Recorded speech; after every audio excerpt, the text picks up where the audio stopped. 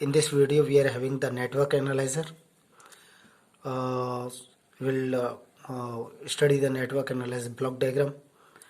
We'll see it that this the block diagram is containing that sweep generator, signal splitter or power divider, we can say.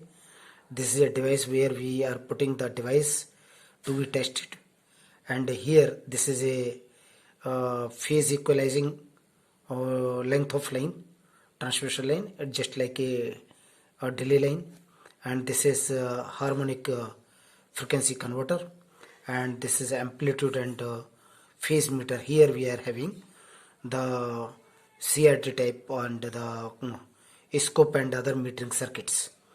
So the main components of this network analyzer we have, as we know that all the microwave measurements cannot be carried out with the microwave test bench, because it uses only single frequency at a time, whereas a network analyzer, with the help of network analyzer, we can carry out the measurements with more than one frequencies. So that's why it becomes essential to study the network analyzer. With the network analyzer we are testing the scattering parameters like return loss and other losses we are calculating. Even the VSWR we can have from this network analyzer. This sweep generator generates the wave microwave signal. This microwave signal is provided to the signal splitter. This is a power divider. It divides it into the two signals, that is, one is test signal and another is reference signal. Test signal is passed to the device which we are going to test, and here it is given into the harmonic frequency converter, and another reference signal is passed through the phase equalizer, and it is again after that phase equalizing length of the transmission line we are providing it onto the harmonic frequency converter, where both these two signals are going to be converted into the single signal, and that will study in the low diagram.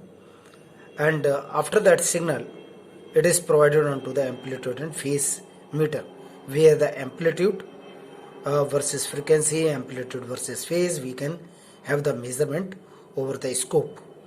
So here the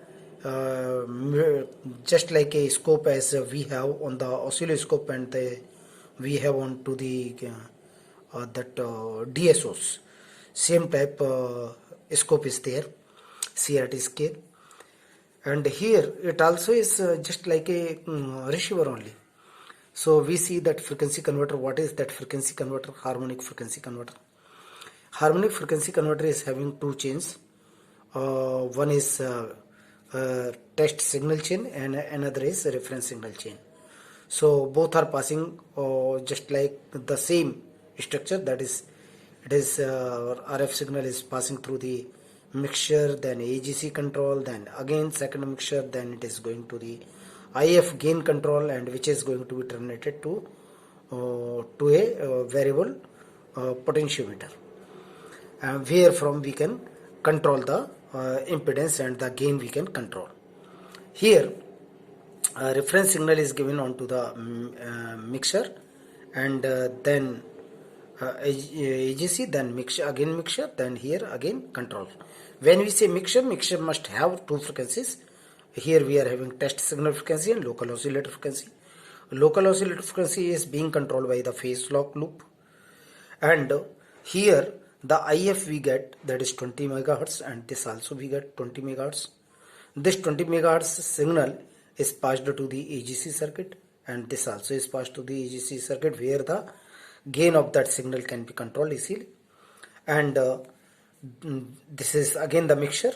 So whatever the 20 megahertz signal is available here, again in another mixture, it is being combined with another frequency, whose outputs are given to the gain controls, IF gain controls. So here we are having the signal, okay, which is to be controlled by potentiometer, and here we are having the IF gain control, the output 278 kilowatts signal. And so like this, the two signals which we are getting, we are combining, and we are combining it into, in this example we are getting 278 kilohertz, and this frequency is this signal is being given it here onto the amplitude and phase metric circuit. So again, read it with the Annapurna Das book. Thank you very much.